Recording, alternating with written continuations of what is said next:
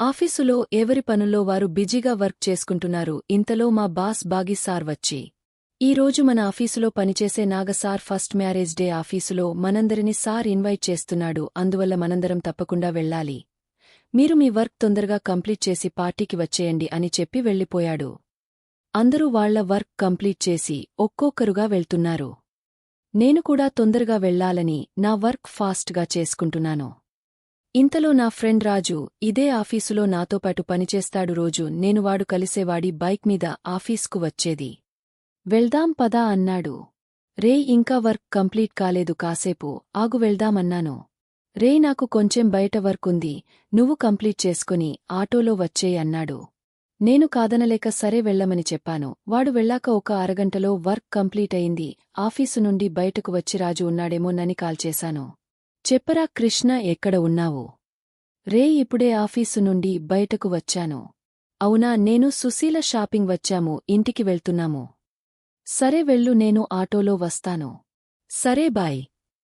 Phone cut చేసి auto కోసం wait చేస్తున్నాను. కాని అన్ని ఆటోలు ఫుల్గా వెళ్తున్నాయి. ఇంతలో ఒక ఆటో వచ్చి నా ముందు ఆగింది. ఎవరా అని చూస్తే శేఖర్, మా ఇంటికి ఎదురుగా ఉన్నవాడు. నాకు బాగా రెస్పెక్ట్ ఇస్తాడు, చాలా మంచివాడు.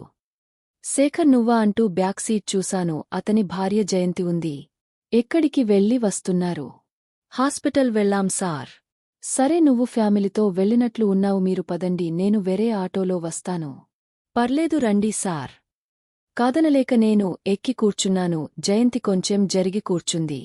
నిజం చెప్పాలంటే జయంతి చాలా అందమైనది. ఇంత అందమైనది వీడికి భార్యగా దొరికిందని మా వీధిలో అందరికీ చాలా కుళ్ళు, అందులో నేను ఒకడిని. తనని పడేయాలని చాలా మంది ట్రై చేశారు కాని ఏ ఒక్కరికి తను పడలేదు కదా, కనీసం కన్నెత్తి కూడా చూసేది కాదు. ఆమె వినయం చూసి నోరెళ్లబెట్టి చూడటం తప్ప చేసేదేమీ లేక చూసి కళ్ళ ఆనందం పొందేవాళ్లం. నేను తన పక్కన బుద్ధిమంతుడులా కూర్చున్నానే తప్ప నా లోపల కామాంధుడి ఆలోచనలు పరిపరి విధాలుగా ఉన్నాయి. ఆ లేత పెదాలను తన మునిపంటితో నలుపుకుంటుంటే నా చూపు తన నడుము పైకి వెళ్ళింది. ఆ నడుము చూసేసరికి నా ఆలోచనలు నన్ను పిచ్చి ఎక్కిస్తున్నాయి. ఆ నడుము మీద చిన్న మడత నన్ను మరింత పిచ్చి ఎక్కిస్తుంది. ఆ నడుము నుండి నా చూపు కాస్త పైకి వెళ్ళింది. రైకచాటు పళ్ళు నా ఊహల్లో మెదిలాయి. ఆ క్షణం తనను తనివితీరా అనుభవించాలని కోరిక మనసులో కల్గింది. ఆ ఊహల్లో ఉండగానే ఇంటికి చేరుకున్నాము. ఆటో నిలబడగానే జయంతి సర్రున ఆటో దిగి ఇంట్లోకి వెళ్ళిపోయింది. నేను చేసేది ఏమీ లేక ఆటో దిగి డబ్బులు ఇస్తుంటే వద్దు సార్ అన్నాడు. తన మంచితనాన్ని మెచ్చుకోకుండా ఉండలేకపోయాను. నీకు ఎప్పుడు ఏ సహాయం కావాలన్నా నన్ను అడుగు అని చెప్పి ఇంట్లోకి వెళ్ళిపోయాను. శేఖర్ వరకు నేను ఎంత సహాయం అయినా చేయగలను. కాని తన భార్య మీద కలిగే నా ఆలోచనలను నేను మార్చుకోలేను. నా మంచితనం శేఖర్ వరకు పరిమితం. నేరుగా బాత్రూంకు వెళ్లి జయంతిని ఊహించుకుంటూ స్నానం చేసి పార్టీకి వెళ్లాను. నేను పార్టీకి వెళ్లేసరికి అప్పటికే చాలా మంది చేరుకున్నారు. అందులో చాలా మంది వాళ్ల జంటలతో వచ్చారు. నేను అందరిని పలకరించి ఒక చోట కూర్చుని మొబైల్ చూసుకుంటున్నాను. ఏంటరా కృష్ణ, ఇక్కడ ఒంటరిగా కూర్చున్నావు, పదా వెళ్దాం అంటూ వచ్చాడు రాజు. ఎక్కడికిరా? మనవాళ్లందరూ అక్కడ సిట్టింగ్ వేశారు. రే, ఏంటిరా కొత్తగా? నేను తాగనని తెలుసు కదరా, నువ్వు వెళ్ళి జాయిన్ అవ్వు, నేను ఇక్కడే కూర్చుంటాను. సరే నీ ఇష్టం అంటూ వెళ్ళిపోయాడు. వాడు వెళ్ళిపోయాక అందరివైపు ఒక లుక్ వేశాను. అలా అందరి అందాలను ఆస్వాదిస్తూ చూస్తూ వెళ్తున్న నా చూపు ఒకరి దగ్గర వచ్చేసరికి అలా ఆగిపోయింది. తన అందం నా చూపును మరోవైపు తిప్పకుండా చేసింది. తను ఎవరితోనో చాలా సరదాగా నవ్వుతూ మాట్లాడుతుంది.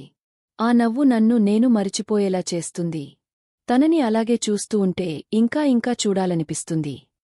అలా నేను తన ఊహల్లో ఉండగా రాజు ఎప్పటినుండి పిలుస్తున్నాడో రేయ్ కృష్ణ అని గట్టిగా పిలిచేసరికి ఈ లోకంలోకి వచ్చాను.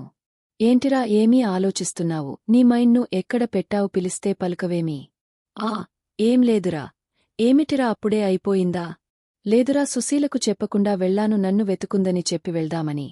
అలాగే నీకు ఇంతవరకు తనని పరిచయం చేయలేదు కదా, చేద్దామని. సుశీల వచ్చిందా? సుశీల అంటూ నేను ఇంతవరకు ఏ అందగతైను చూశానో తనని పిలిచాడు. ఒక్కసారిగా నేను షాక్ అయ్యాను.